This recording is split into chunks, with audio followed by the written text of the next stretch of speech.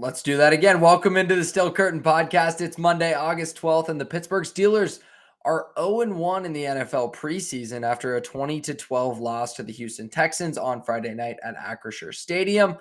I'm Josh Yourish, and today I'll be joined by Chris Mueller of 93.7 The Fan to rank the most intriguing, interesting, and important characters of the Steelers' 2024 season. But before that, let's talk about Justin Fields' preseason debut. Now, after Fields' performance on Friday, the odds makers have made a decision.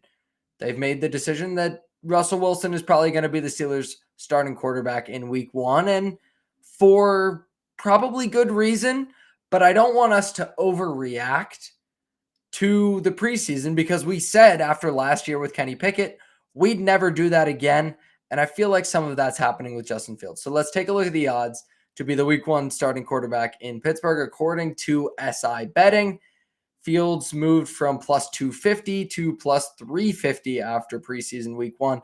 Wilson now a minus 520 favorite. He was minus 340. So he was already a favorite, now a much heavier favorite. And didn't we learn our lesson about this? We didn't even see Wilson play at all. We saw Fields play, and it was up and down. Mixed results.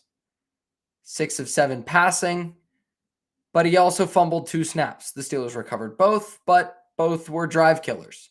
Even on the second fumble, it was recovered by Jack Coletto, the fullback, for like a 4-yard gain. Still, it led to a punt, and that's kind of the Justin Fields experience a little bit in Chicago. But we have to be conscious not to double count. This is something that happens in the NFL world a lot, the NFL media space a lot, around the NFL draft, right? A guy is rated highly because of, say, his speed. You know he's been a very fast player in college, maybe a wide receiver, a downfield threat, and then he runs in the 4.3s. And you move him up your draft board because he proved what you already knew, that he has good speed. Well, we already knew that these things were weaknesses for Justin Fields in Chicago. So let's not double count them, right? Over 3-second time to throw for Fields on those 7 attempts. We knew he held onto the ball too long. He was pressured 3 times, sacked twice, and 2 fumbled snaps. We knew he had poor pocket presence. We knew he took sacks because he held onto the ball too long.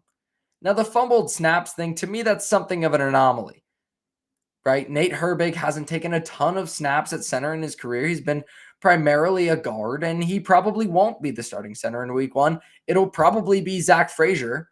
And Zach Frazier and Justin Fields, that quarterback to center exchange was clean. I even watched a video from ESPN's Dan Orlovsky, former NFL quarterback, and he was breaking it down and couldn't really tell whose fault it was, whether it was Herbig's or Fields. And how can we tell if a guy like Orlovsky can't really suss out whose fault it was? Now, he said maybe it was something that Herbig had to move quickly on both of those running plays, either to the right or to his left, and Fields didn't kind of go with him for that first step to take the snap. That's a minor detail. It results in a fumbled snap and looks really bad on a stat line that he has 2 fumbles, even though neither turned into a turnover. But is it a big deal in a preseason game? I don't think so. And so I'm not going to overreact to it. I came into the preseason thinking that Justin Fields, if not is already the better quarterback, certainly has the potential and the tools to be much better than an aging Russell Wilson. Nothing I saw changed my opinion because I already knew the flaws that Justin Fields had. Fields is going to take negative plays. That's in his nature. He hunts big plays. But if you don't let him run with the ball, like a quarterback's not really going to be allowed to do in the NFL preseason, and if you don't scheme up some deep shots for him, which Arthur Smith is not going to really want to do in the preseason when you're running a much more vanilla version of your offense because you don't want to show things, then Fields doesn't have a chance to overcome those negative plays. And that's kind of his play style. Fields is never going to be a quarterback that can string together 7, 8, 9 consecutive 5 to 10 yard completions. That's not in his DNA as a football player. He is somebody who hunts big shots down the field and who looks for running lanes with his legs. And he's athletic enough to turn those into huge plays as well. That's completely missing from preseason football pretty much altogether. So when it's a player like Fields, when he's your quarterback, you kind of have to live with the mistakes because they ultimately bring you the big plays. Now, Chicago eventually got a little gun shy on that and decided to move on to Caleb Williams. And why wouldn't you? I would have too. You get to reset the rookie QB contract clock, and you get a guy who's a much more polished and pro-ready prospect than Fields was when he was coming out of Ohio State. And there wasn't really a market for Fields around the NFL. I recognize that. He was traded to Pittsburgh for a late round pick. That doesn't mean he doesn't have talent. The preseason is about refining the little things, cleaning up the little mistakes. And Justin Fields didn't do a good job of that. But that doesn't mean he's not going to be a functional quarterback either at this season or at some point in his career. He made a few nice throws, right? That's the Justin Fields experience as well, especially over the middle. And I'd rather take a chance on a guy who's 6'3", 230 pounds, runs a 4.4, and has a rocket arm to clean up his fundamentals on the under center exchange and maybe with the speed of his drop back. That's something quarterback gurus have talked about with Justin Fields, that he doesn't always marry up the speed of his drop back to the routes his receivers are running. And in that same video I mentioned with Orlovsky, he kind of pointed that out on the 3rd and 13 check down to Pat Freiermuth. Fields was already at the end of his drop, ready to throw, and George Pickens wasn't even into his route yet. And other receivers weren't into their routes down the field yet. Freiermuth was there, so Fields hit him. But it's also 3rd and 13 in the preseason for a guy who's already fumbled a couple snaps and doesn't really want to force something for a turnover. So it all should be taken with a grain of salt. We're learning from last season's Kenny Pickett experience where he looked fantastic in the preseason. We have to learn not to overreact to these things. That goes for when it's somebody doing something great. And we'll talk about those players later as we do a little stock up, stock down game.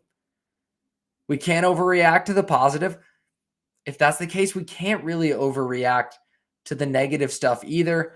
And even though there was quite a bit of negative, and the negative was more pronounced for Justin Fields in his Steelers debut, I'm not changing my opinion on the guy.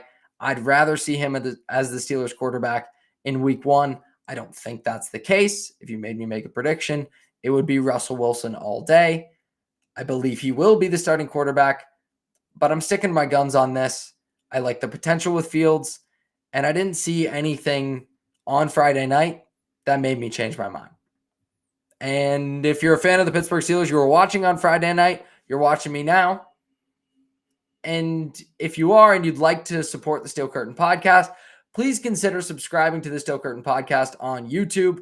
We really appreciate your support.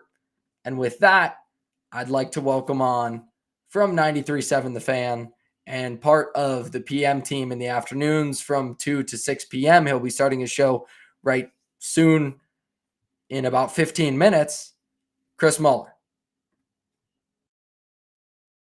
Welcome to the show, Mulsey. And before we get into any of the Steelers stuff and breaking down, the most interesting, intriguing characters of the 2024 season, I have to ask you where your partner, Andrew Filippone's career as a reporter stands now after breaking the Brandon Ayuk trade was done.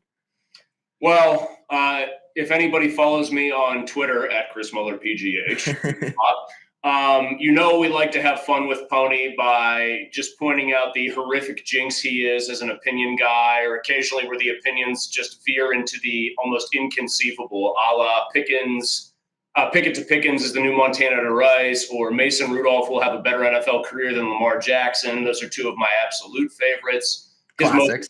They're all like, it's all bangers. Like if this were like somebody's greatest hits album, it's just over and over. It's all number ones. He's the Beatles of bad takes. My latest favorite one is he sent an intentionally ridiculous one about making eye contact with Paul Skeens, allegedly, and how he felt like he was boosting his morale as he came off the mound. The Pirates haven't won a game since. That was a week ago. But no, so we have fun with it. We Photoshop his face onto Nostradamus and then do horrible takes on purpose. But I will say this in all seriousness. Hold on. This is my joking hat. Hold on. This is my serious hat. Pony does have very good sources. He's well-sourced, people from every team. He's got real people there. So I believe his sourcing on this one. I think it's coming from well-positioned people. I don't know who. People always ask me, who are his sources? You need to tell me who his sources are. One, no, I don't. Two, that's not how this works. Yeah. I will say last Monday, so a week ago, I was just talking to somebody who almost offhandedly kind of backed up everything Pony had been saying that morning and afternoon, because this was a Monday evening conversation. And the person almost flippantly told me that they had heard from somebody within the Steelers organization that essentially Ayuk was already a Steeler, and they just had to dot I's and cross T's. So this is why, as one of my lawyer buddies told me last week, you never say a deal is done until the ink is actually signed, because framework of a deal or whatever can break down even in the NFL. But in all seriousness, no joking around, I do believe Pony's sources on this, because it also matches something that I kind of just picked up offhandedly from somebody well-placed there. I think the Steelers really believed, and maybe still believe, that they're going to get Brandon Ayuk, but the timetable clearly has been altered on multiple occasions now. Yeah, it's kind of been a crazy source off from everyone on both sides. San Francisco people popping up and even listening to you guys on the radio and trying to find a barometer of who has legitimate information, who's just throwing things out there. Obviously, Pony has legitimate information. These things are just so fluid, and that's what's made the Steelers so interesting in the Omar Khan era, and why he might show up early on our ranking of the most intriguing characters in the Steelers organization. And we'll jump right into that now.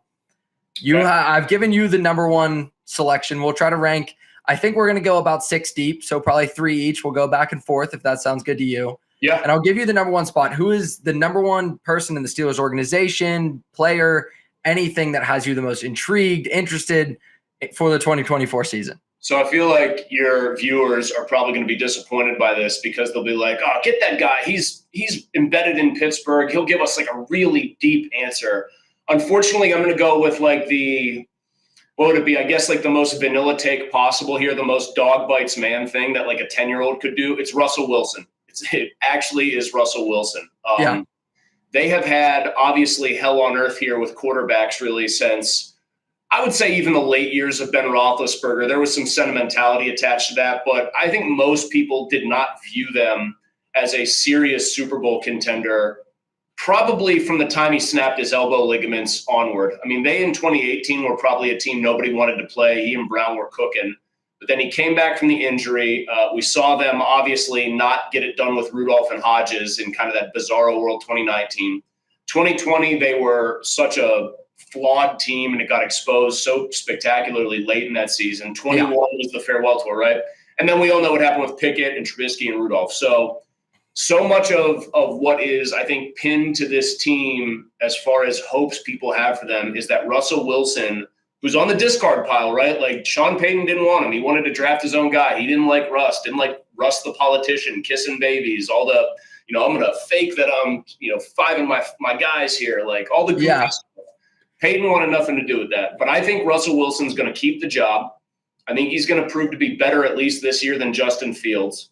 I think we saw some of the Justin Fields experience even in a preseason game, some drop snaps, some spectacular throws, some very good throws, but some inconsistent play. But if Russell Wilson's good, I'm not even saying great, Josh. If he's good, then they are a 10 or 11 win team, even with no wide receiver help. Like if that guy just plays pretty sound football, if he gives you the red zone rust that he gave Denver last year, 20 touchdowns and 1 pick when they got inside the 20, they're going to beat teams because their roster is pretty thoughtfully constructed now, especially along both trenches. But he's got to deliver the goods. He has to be closer to like 2017 Russ than whatever he was in Denver the first year. I just don't feel like that guy's there anymore. And before I broke down on an earlier episode of the potential Hall of Fame quarterbacks who won a Super Bowl, who ended up on their third team, it's not a pretty list because those guys don't get passed around. And Denver was willing to take upwards of $80 million cap hit. We know all of this.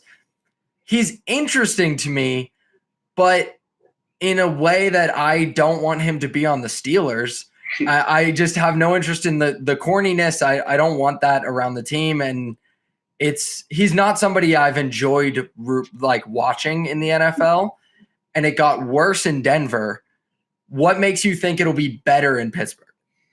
I do think so. I think that he was a victim, one of the many victims of like just the Aaron Rodgers controls the universe and has the gravity of a black hole. Absolutely. So he was going to Denver when they thought they were going to pair Hackett with Rodgers. That's the only reason you'd ever hire Hackett as your head coach. So that was going to be a disaster from the start.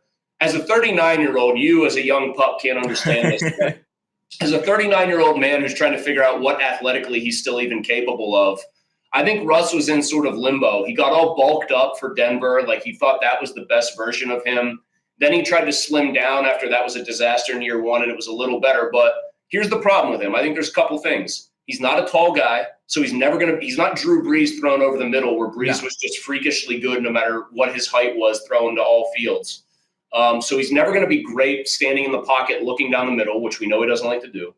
And we know he's not quite as fast as he used to be. And I think if you're not the athletic marvel you were early in your career where you can get on the edges and make those great deep throws, he still has the great deep arm.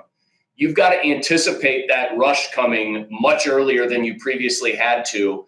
And I think most teams know you're not the threat you were with your legs if you do break the pocket. So it's going to decrease the number of windows and opportunities you have. He's interesting to me because I think there's enough there to be a playoff quarterback. You laugh, you say he's like not fun to watch. I agree for the most part, but he beat Kansas City last year and he beat Buffalo in their house. Like, you've got to give the guy some credit for that. And so I think he's interesting in that if the best version of him shows up, he could keep them in games against teams with better quarterbacks. If the worst version of him shows up, don't worry, you won't see him past week 7. I definitely agree about like the possibility of being a 10 or 11 win team. I guess I'm just tired of that. I think part of it is that I'm tired of the Steelers just sneaking into the playoffs with, whatever they can cobble together and then being dispatched easily in the first round. Mm-hmm. And I don't see a ceiling much higher than that with Russ, but I did ultimately come around to like being fine with the signing, especially when you pair it with the Fields trade, where you're just throwing multiple darts at the dartboard, having swings, whatever metaphor you want to use, to try to get somebody at cheap, like at a good cost, to pair with this great roster. And to me, that's a credit to Omar Khan, who I'm going to take at number 2 as the most interesting, compelling person in this organization. Because I think since Omar Khan took over from Kevin Colbert, in my mind, it was just going to be more of the same. It was going to be the Steelers' way. He's an internal hire, just keep it rolling and draft pretty well. And there have been some things that have stayed the same, drafting mid-round receivers and not over-investing in that market, although he's interested in it. He's interested in moving quickly at quarterback when he sees that it's a problem with Kenny Pickett. He's interested in taking on Wilson and Fields, not just one, and throwing all his chips there. I feel like the Steelers organization operates differently now, and all offseason, I was kind of not buying into the wide receiver fodder, the trading for a Brandon Ayuk, specifically like something that big of a splash, because A, I didn't think it was the way the Steelers operate, and B, I didn't feel like that made sense in an Arthur Smith offense that silos targets to one receiver when you have George Pickens. And then I was talking to Brian Batko when he came on about that, and he said, it's absolutely a possibility because Omar Khan is the general manager now. Mm-hmm. And it just feels like things are different in Pittsburgh with Omar Khan. He's definitely not his predecessor. I mean, I fell victim, Josh, to the same thing you did, where I figured, okay, internal hire, like he learned at the foot of Colbert, like he's going to do it their way. But I've been pleasantly surprised. I mean, I think you're seeing the difference in a couple of things. Colbert was a scout's mentality, personnel guy's mentality. Mm-hmm. Omar, as a cap guy, had to have a much keener sense of a couple of things. One, where the league was headed in terms of stylistics and everything else. And then two, concurrent with that, what kind of changes to traditionally held, views of positional value there were. So I think he has a much more keen sense of positional value. That is for sure. Yeah. And I think that informs a ton of what he has done so far in 2 years. You look at drafting a pair of tackles. I know they can't, what's the old line like from Predator? They're dug in like an Alabama tick up there. That's Dan Moore at left tackle somehow. Yeah. I think that's finally going to break. I think that dam's going to break, although Faltanu's little knee tweak that's probably going to sideline him for a week and a half or so, if I had to guess, is probably going to delay that timetable. But he understands that tackles are valuable. So Jones is a freakish athlete. Faltanu's a mean dude who I think can be prototype at right tackle for what they want to do. I think there was this idea that there was a grand plan in place when he got Wilson and Fields and moved Pickett. And I think it wasn't quite that way. I think it was they got Wilson because they wanted competition for Kenny. I really don't believe and have never heard that they intended to move on from Kenny. But everything I've heard says Kenny really did not handle that well. Yeah. Okay, so then when you have that and the Bears have to offload Fields and have gotten no takers, the acquisition cost, just like it was financially for Wilson in terms of trade capital, becomes non-existent for Fields. And so I think he's just understanding that, hey, I've got a quarterback that doesn't want to be here anymore. I'll trade him because I've already signed a guy for veteran minimum. I can get this other guy for like a 6th round pick. It's worth buying lottery tickets for pennies on the dollar, right? Yeah. So I think that informs how he's looked at that.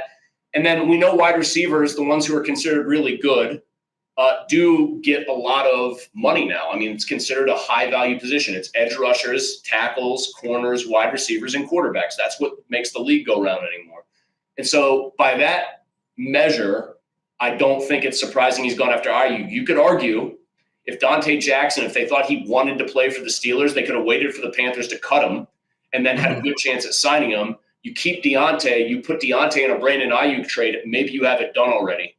So I do think there's a little room for criticism there. The only other thing I'd say, Josh, is that independent of Arthur Smith's offense, this is just like my Neanderthal take. I don't think Brandon Ayuk's like all that in a bag of chips. It feels like we are arguing over a guy like he's the 5th best receiver in the league. I would put him closer to wide receiver 20. And that puts me at odds with a lot of the football intelligentsia and cognoscenti, and that's fine. They're smarter than me. I just think that they're putting a lot of value organizationally, the Steelers are, on, hey, this guy came in week 1 and absolutely cooked us. We love guys that play well against us because we think we're the barometer, the bellwether standard. And I think he's a good to very good receiver. He ain't a $30 million guy or close in my world.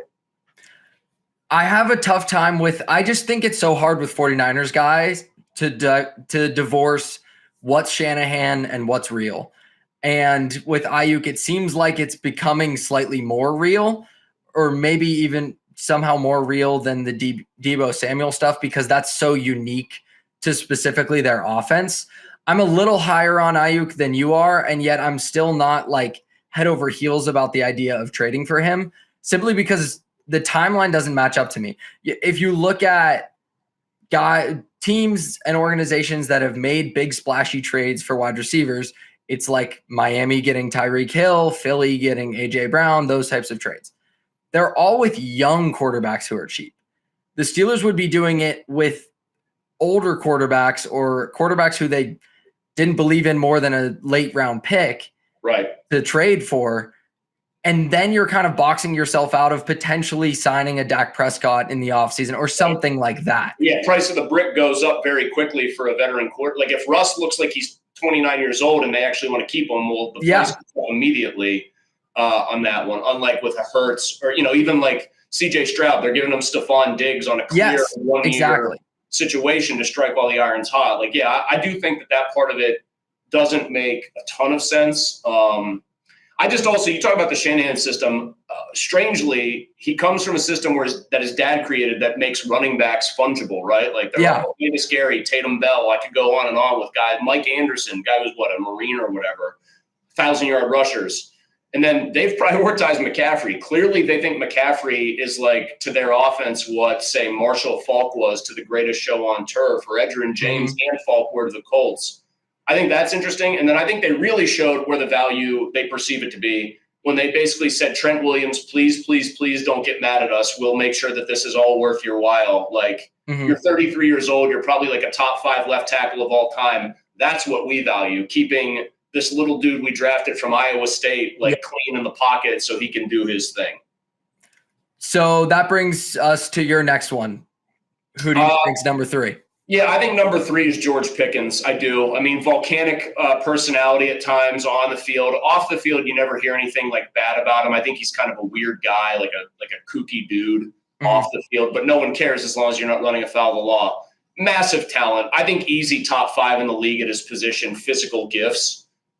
Does it all come together? You know, they've got a new wide receivers coach that's been getting into his kitchen a little bit, and everybody publicly, after there's a little spat, says, "Oh no, we all like each other. Trust me, we're all friends here."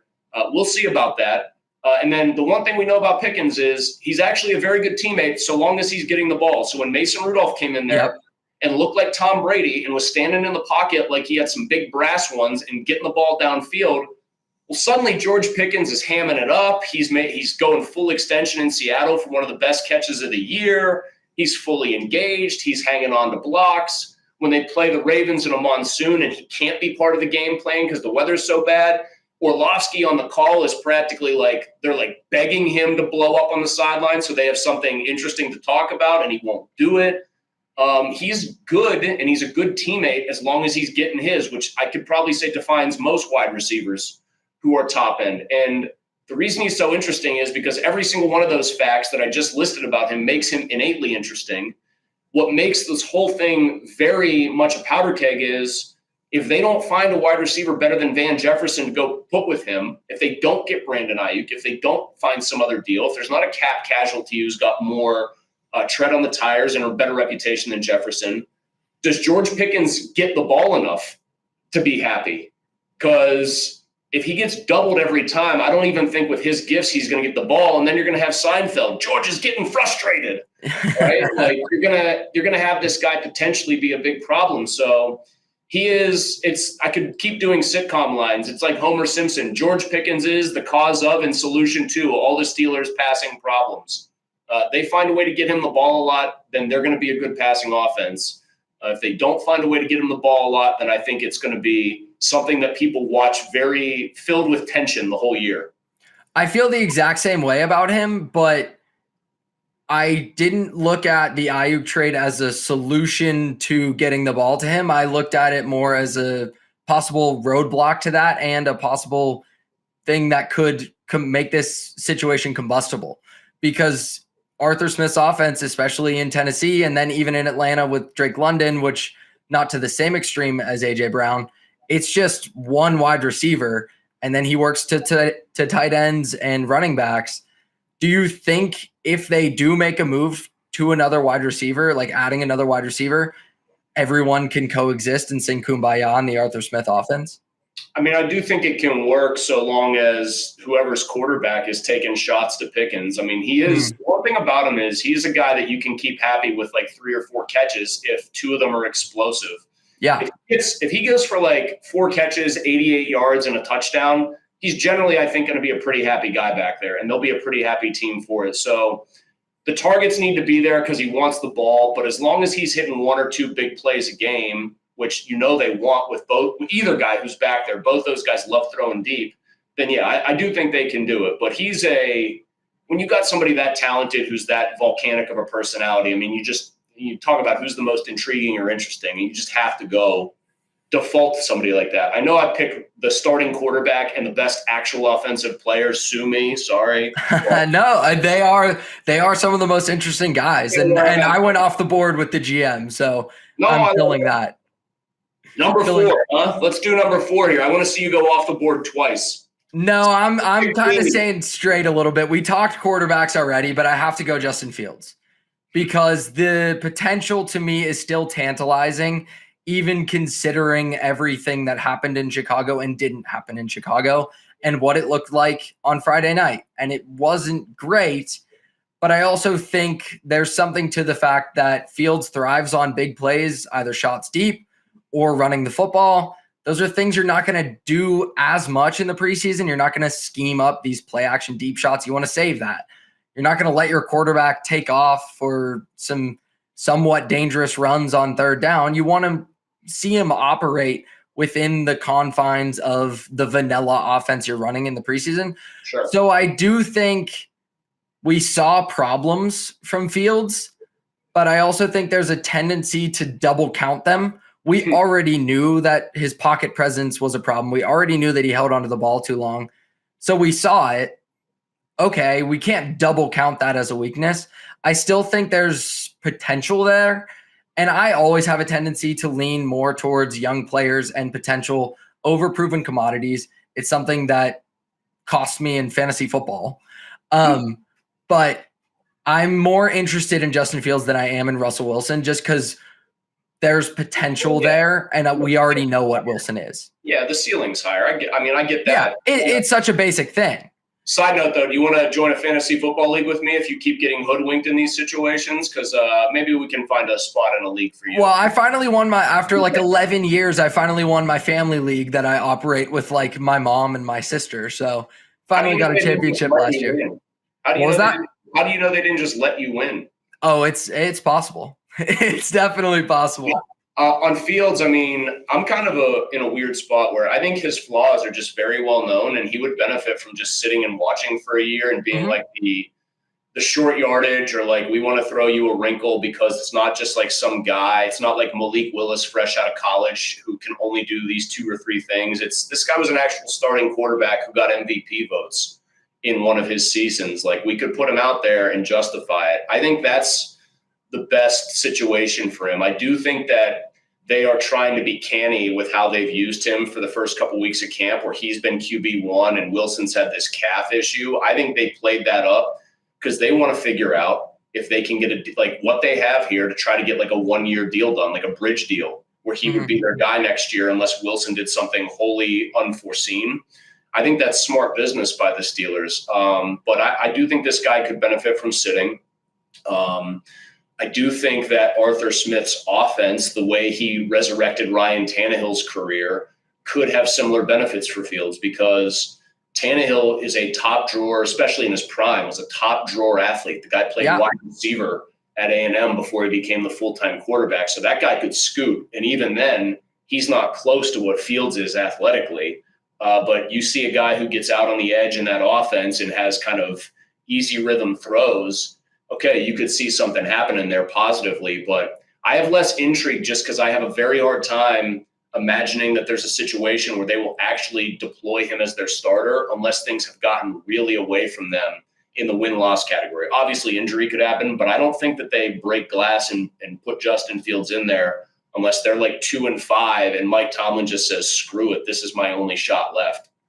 I agree about that, especially because the way that the schedule lays out. It's easier in the front half of the season. So even if Wilson doesn't look great, you're going to be going into the gauntlet on the back half, and you're not going to throw Fields into the fire in that situation. Sure. So then your next pick. I had a bunch here. I mean, there's a bunch of obvious ones, but you know what? I'll go a little off the board because it's a weird situation. Cam Hayward, he wants a new deal. Yeah. Team does not seem particularly keen on paying him what he wants. I think he wants top of the market money. He's a hard comp. When he is healthy, he probably is one of the 10 or so best interior defensive linemen, like non-nose tackles in the league when he's healthy. Problem is, you get into your mid-30s at that position, staying healthy is a tough proposition. He'll play through pain, but then he's a reduced person when he does.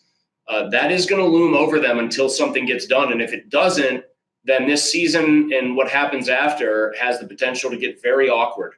But this guy is the heart and soul of their defense. He's not their best defensive player, but there are games where he's damn close to it. And this also kind of plays into the whole, the Steelers are a family business. They're different from other NFL teams. They handle this stuff differently. Well, That can be true at times, but they can be absolutely ice cold when they need to be. They were pretty cold with Troy Polamalu, and that kind of engendered some frostiness between he and the team for a while. They've had fraught relationships with some of their better players through their own actions. So he's not like TJ Watt. He's not anybody else you could name for this. But I'm going to go Cam Hayward, and I don't think you're going to pick this guy. So I will say that the only other name I was jockeying with was Zach Frazier, because we know how much this team venerates its centers, and I think he's going to be your week 1 starter, and there is going to be a lot on that guy's plate. Yeah. And he'll have to try to be Marquise Pouncey 2.0 to handle it. But Hayward's my pick. So with Hayward, I'm interested in it as well, because this isn't a guy like Le'Veon Bell in a weird contract situation where it's going to be combustible in a way where he's going to sit out or anything like that. Like we've seen. Didn't have to sign too, Josh, because remember, you know this, but I mean, he didn't have to sign it. Yeah. No obligation. He wasn't facing penalties. That was an unsigned franchise tag. Yeah. So just like, da-da-da-da. Yeah. Yeah. That's just, it's a different personality, I guess I'll say, because Cam Hayward's the Walter Payton Man of the Year. Like, this is a really good guy. Not that Le'Veon Bell, whatever. I'm not trying to draw that comparison, but this is somebody we know is well respected throughout the league, incredibly well respected throughout that locker room. If he throws some jabs on his podcast or something, that's going to carry a lot more weight than most guys in contract situations like that. So it does seem like something that could make for a bumpy road if there isn't any resolution to this. And I don't know that there should be, because the Steelers are so heavily invested in that defense. Can you really sign another extension? Very good point, and one that I probably should have brought up since it was my pick. But yeah, I mean, is he worth the money he wants? One, and is it worth it to keep sinking money into the side of the ball that really doesn't seem that worth spending on anymore? I mean, they spent like $85 million on defense. It's head scratching, and I think there's some influence from Mike Tomlin there, but they need to start changing that paradigm, because you can't keep putting that much money onto the side of the ball that inherently the NFL is devaluing, because they're making it harder to play. They've made it harder to play defense as like a league mission for probably close to 20 years. So you'd want to be expensive, older, and I think proven on offense, and try to be young and cheap on defense. That's been the Kansas City model, with the exception of Chris Jones. And yes, they have the future undisputed GOAT at quarterback, but it doesn't hurt that they have a defense that seems to have random guys making big plays when it matters most. And you look, and they're making no money because they're on rookie contracts. My last one, I'm torn between two, but I'm actually going to go with Art Rooney. I just am interested. Obviously, we know the way that this organization is run. Yes. And your colleague, Donnie Football, who's been on the show, has said that maybe he's trending towards being the worst owner in town, possibly. And I say that even not my words, and I'm hesitant to say it out loud into a microphone. It's been a lot of the same. And the standard is 9 wins. And I'm interested to see if there will be any kick in the ass to the organization from the very top at any point. The Mike Tomlin extension this offseason seems to signal not at all, but I'm just interested in the top-down perspective of this organization, because it seems very stagnant. I think Art venerates coaches, and this franchise has venerated head coaches like no other. I think that's Art carrying on his father's tradition. Obviously, we know that that's how Dan felt about it. We know that that's probably in many ways how the Chief felt about it. They love head coaches. That's their thing. We've only had 3 of them, etc. You could say what you want. Tomlin is in balance a very good coach. I think he has obviously the dichotomy there is he deserves way more criticism than the national media is ever willing to heap on him. And insanely, even though they have been frustrating to watch, he still deserves less criticism than people locally put on him. I mean, they blame him for their toast burning in the morning or something like that. Yeah. Oh, traffic jam, Mike Tomlin did it. So there's a happy medium there. And I think Art, though, by constantly showing faith in a guy who in a results-based business hasn't generated any, is going to run afoul of the fans. I think Art cares, but I think Art delegates. And I think Art lets his people do their job. And I think sometimes Art fetishizes isn't the right word, but values probably is consistency over actual change. Like, oh, change is so bad. Everybody else changes. Yeah. Look at all these other teams. They change all the time. Well, yeah, they win. They're also winning. Like these teams that you're laughing at, not everybody's the Carolina Panthers with David Tepper throwing drinks at people. Houston had big changes happen. They moved on from Watson after all of his off-field issues became public. Look at them. They look like one of the few teams that could knock off the Chiefs this year. So I think Art likes consistency for consistency's sake too much. I will say there is the most interesting dynamic that's played out here is Colbert wanting to hang him up, Khan coming in and actually wanting to put his stamp on it, and Andy Weidel, as obviously a Pittsburgh guy who came over from Roseman in Philadelphia and all that. I think what they've done now is shown that, if anything, it was more guys just getting along with each other too much. Because there was this idea that Tomlin and Rooney potentially were going to tell Omar Khan, but especially Tomlin was going to like shot call all these draft picks. Mm-hmm. They've done a lot of stuff where it's been very clear Mike has just been along for the ride, like co-signing it and letting Omar do his job, letting Andy do his job. So I'm hoping to answer your question and sort of, or like to rebut you or bring up, stuff about Art in a long-winded way, that what really this team needed was just a change at one of those major positions, and that they're going to get that freshness from just having Omar do his thing and everybody go with it, right? Like I think that's the best possible thing here. It could have just been a bunch of guys who were very comfortable working with each other, and now shaking that up just a tiny little bit might have big positive ramifications for them. Yeah, that's something that another front office guy, Theo Epstein, has talked about in different places. Like when you get close to 10 years with the same people in the same place, it just gets stale. There aren't new ideas. And that puts a perfect bow on this, as we started with Omar Khan. Well, I started with Omar Khan, and we wrap right back around to the guy who brought in Russell Wilson, who brought in Justin Fields. Thanks so much for doing this. I really appreciate it, and have a great show today.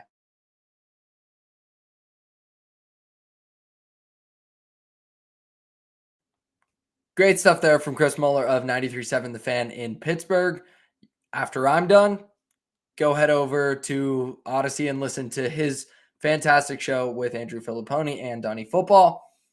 But we're not done here yet, because we got to do preseason stock up and stock down from week one. I gave you my Justin Fields reaction, and my stock is neutral there.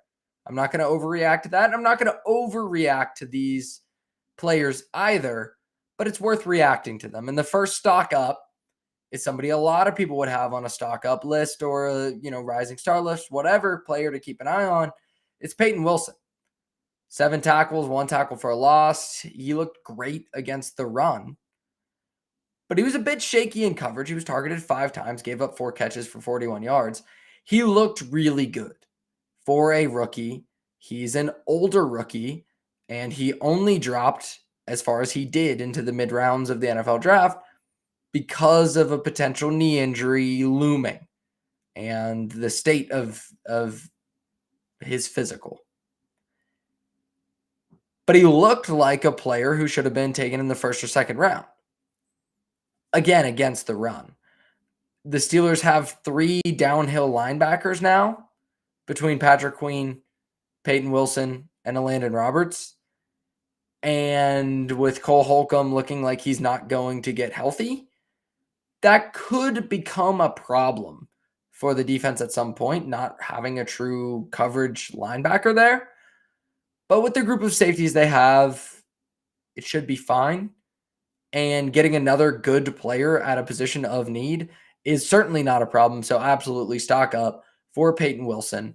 Somebody else whose stock is rising, and for him it's because of a position change, is DeMarvin Leal. And this offseason, it's kind of been talked about, and through training camp, was like he's a defensive lineman and he's an edge.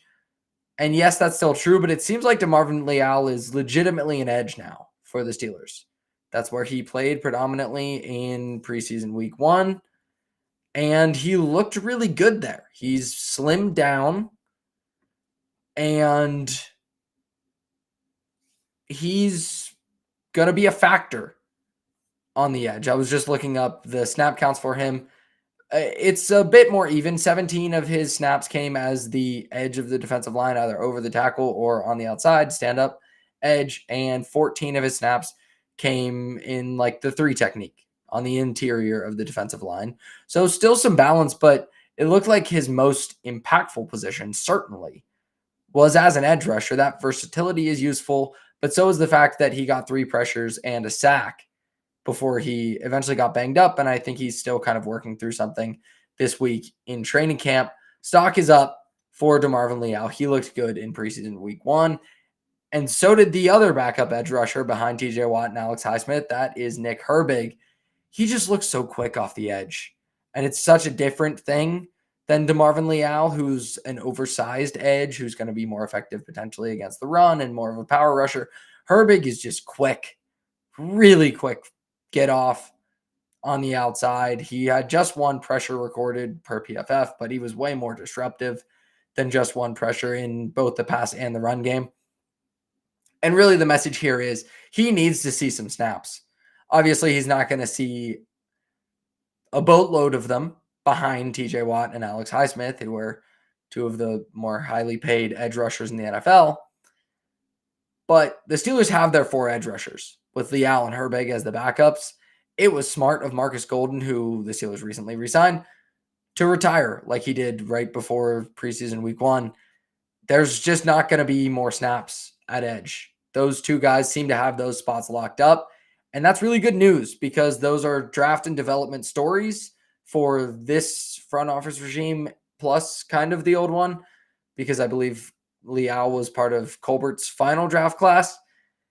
And that's positive that they're getting contributions from these guys who are still very young and cheap, which is something that Mulsey talked about when he was on about how you want to build a defense. You don't want to always overinvest financially. You want to invest some mid-round draft picks and develop those guys into players. It looks like the Steelers have done that with the Allen Herbig. Again, not overreacting, just what we saw there. And the final player that I have in the stock up is Zach Frazier. And it's mostly because he's not Nate Herbig. And he didn't have 2 fumbled quarterback center exchanges. 39 snaps for Frazier, no pressures allowed. He looked like he created some movement on the interior against the Texans defensive line. I'm not an offensive line guru, but Frazier looked pretty good. The numbers kind of back it up that he looks like a reliable center against Houston's second team. And clean exchanges with both Fields and Kyle Allen. And that takes us to stock down. And we're going to stick on the offensive line because this is the one I really wanted to get to. And the reason I wanted to talk stock up, stock down, because Troy Fautanu did not look good. And he got hurt. An injury that's reportedly, according to Jerry Dulac, going to keep him out about 2 weeks. Now, that's not into the regular season, but it's pretty damn close to the regular season for Troy Fautanu not getting reps. And that means Dan Moore Jr. is going to be your starting left tackle in week 1. Unthinkably.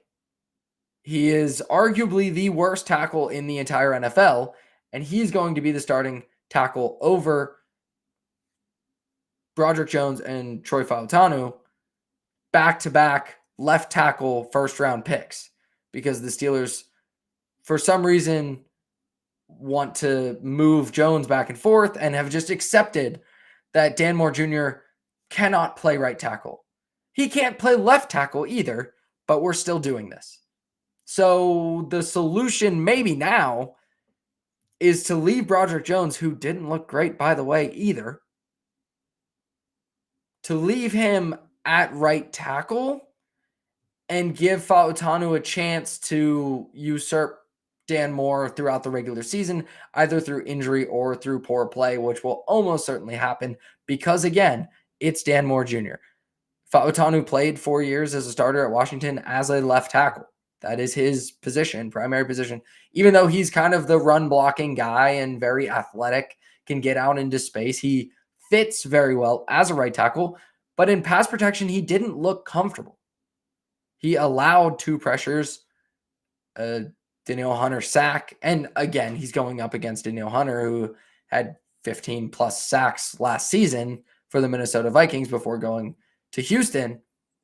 So that's understandable to lose a rep to a guy like that.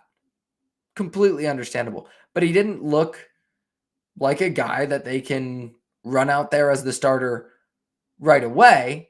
And the injury compounds that for the Steelers. So it doesn't look like Fautanu is going to crack the starting offensive line in week 1 of the NFL season. And the other players stock down. Beanie Bishop, he's been the camp darling and looked really good in camp when I was there. The reports are that he's been fantastic in camp. This coaching staff loves him, the undrafted free agent out of West Virginia. And I still believe he's going to be the starting nickel because we don't overreact to the preseason. But he allowed 3 catches on 4 targets, or 3 catches on 3 targets rather, had 4 tackles, 5 pass rush snaps. That was hard to get out. And no pressures. It was not a great performance from Beanie Bishop. I don't think it changes anything on the depth chart, but it's worth noting. Something that will change on the depth chart is the Steelers' punt returner, because Quez Watkins was about as bad as you could possibly be at returning punts. He will almost certainly not be making this roster because of that performance. If he has no utility on special teams, he doesn't have much utility at all for the Pittsburgh Steelers. So stock down, significantly down more than Fautanu or Bishop or anyone on the Steelers roster for Quez Watkins, who will likely be packing his bags at some point in the near future, because that was abysmal. He muffed a punt. He fair caught one when he had, I believe, about 28 to 30 yards of space between the nearest defender. And then he didn't field one of the other punts. It was just absolutely horrendous. Stock down, Quez Watkins. And that'll do it for us for this show. Stock up football. I'm really glad that football's back. It was fantastic to watch a real live action football game for real. We're getting close to the ones that matter, but we still got 2 more Steelers preseason games, and we'll look forward to breaking them down with you throughout the preseason and into the regular season. But until then, I'm Josh Yourish. This is the Still Curtain Podcast. Go Steelers, and I'll talk to you next Monday.